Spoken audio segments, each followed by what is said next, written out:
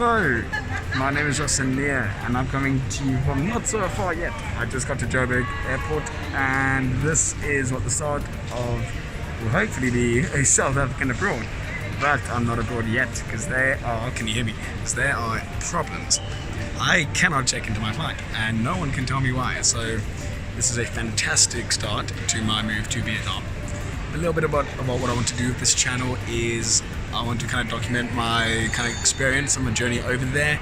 I want it to be kind of part lifestyle, part kind of cinematic travel videos, but also informative. If anyone else wants to think about moving to Vietnam or think about teaching English or teaching anything overseas, hopefully they can watch these videos, get a bit of an idea of what life is like there, be entertained, and also find out some interesting information about the venue as well.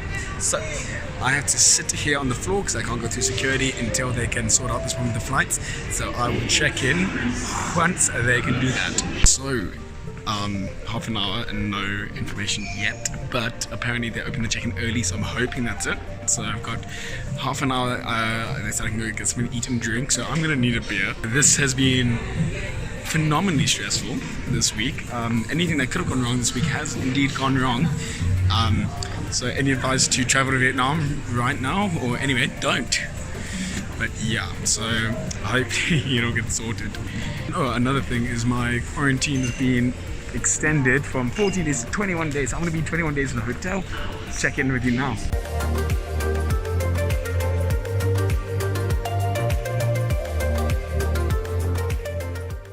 So a little bit what I'm doing is I'm going up to Vietnam to teach English, like I said.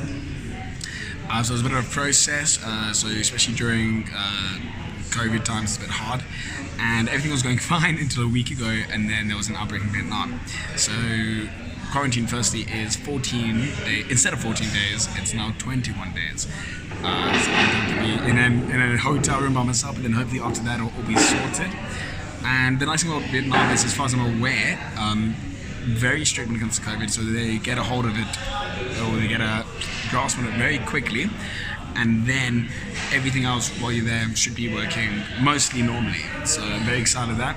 I've been living in South Africa for a very long time now. I have also lived in England. I got a degree in film here, and now I'm going to Vietnam to teach English, but it's keen to get out there. So yeah, this channel is just meant to kind of document that, be a way for me to practice my craft, and kind of bring you along for the ride as well. So yeah, enjoy, and hopefully this will be the start of a South African abroad. So we are successful! I've got my boarding pass, and now I'm trying not to get lost because the space is big. So Doha is going to be interesting.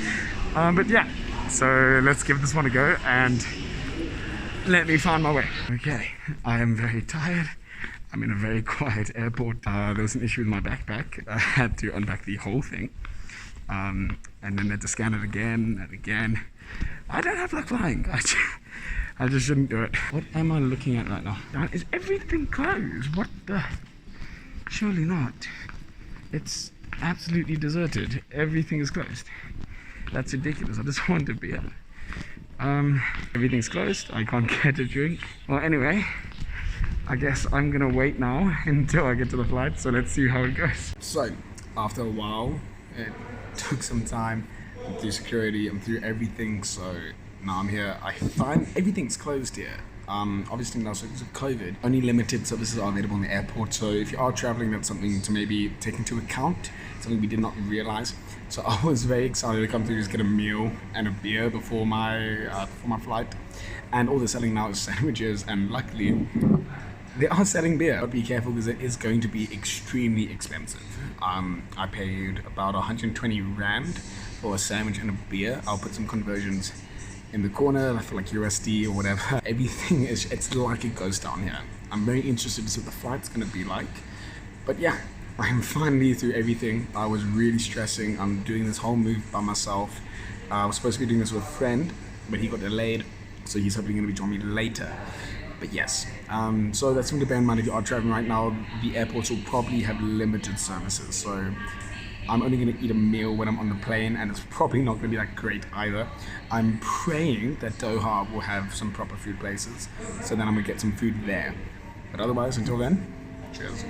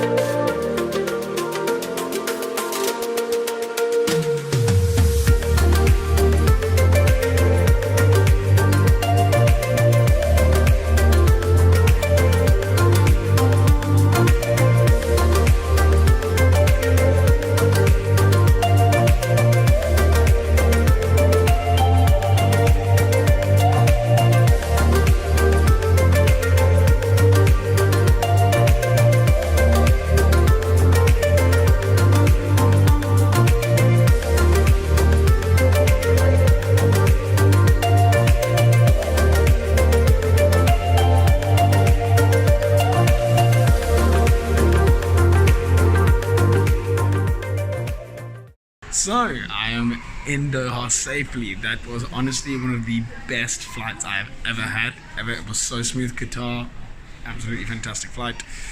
I'm not sponsored, but if you want to sponsor me. So yeah, I'm now actually in Harrods, very, very fancy shop. I can't afford anything in here, but it's fun to look. So yeah, I've got about 6 hours to wait here until I get to Hanoi, or until I fly to Hanoi. But yeah, it was an absolutely amazing trip. This airport is absolutely fantastic. I'm going to take some shots and I'm going to put it in there for you guys. So one thing I've noticed is just jewelry stores and like designer shops everywhere, which is like fantastic. It's great to look at, but like I said, I cannot afford anything. Maybe one day. But yes, now I'm going to the food court. I've actually been in this airport before and I actually recognize where I'm going. I'm going to get some ramen. Actually, no, I feel like some Western food. Yeah, but the food on the plane was actually really decent. I was actually very impressed. Let's say one of the smoothest flights I've ever been on.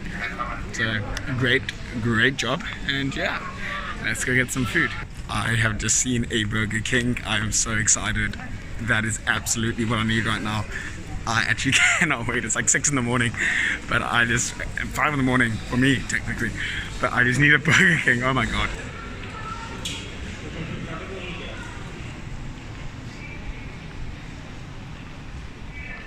So I just have my Burger King now. I cannot explain how excited I am for this meal. But yeah, I'm gonna eat this, then I'll check in with you guys. I've got a long wait here, but yeah. So I thought I'd actually just research a little bit about the country I'm in, and so I can find out a bit more about it. And I found some pretty interesting stuff.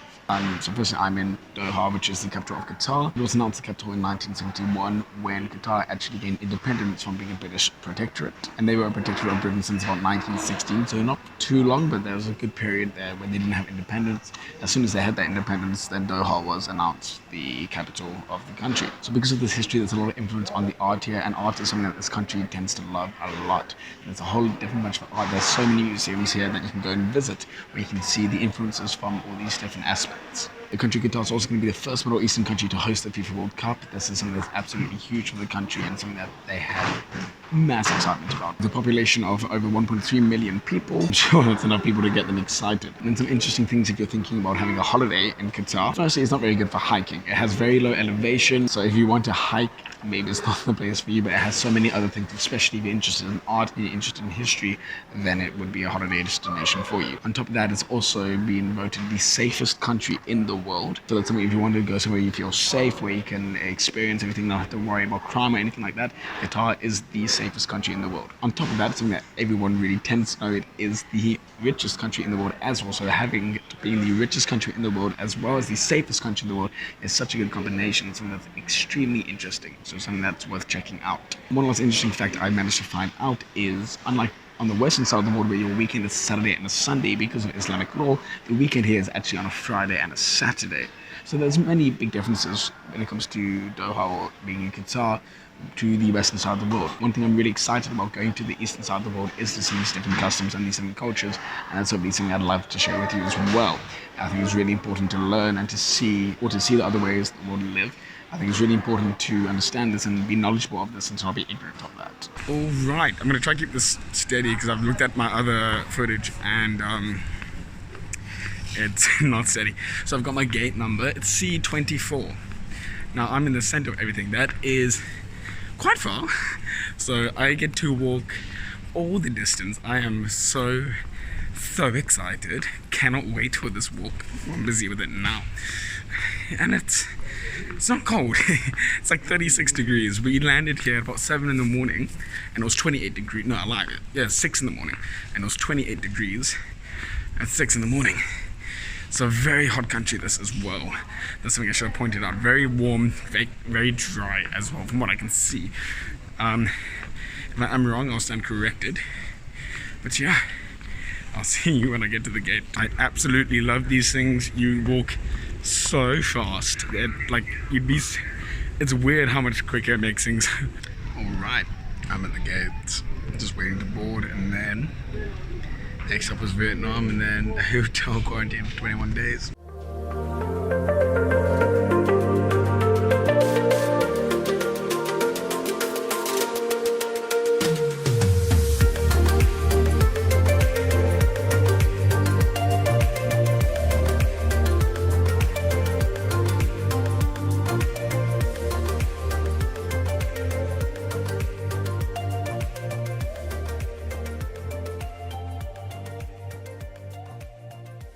Alright, I look a absolute mess. I feel like a mess.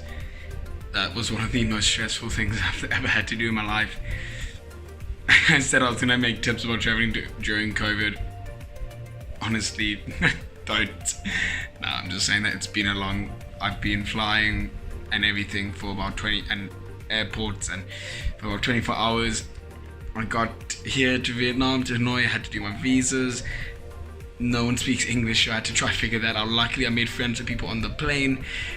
I got to Hanoi and I didn't have a barcode because Johannesburg did not tell me about a barcode, so I had to fill out there. Had I not met these guys on the plane, I wouldn't have known what to do. So thanks, Joburg.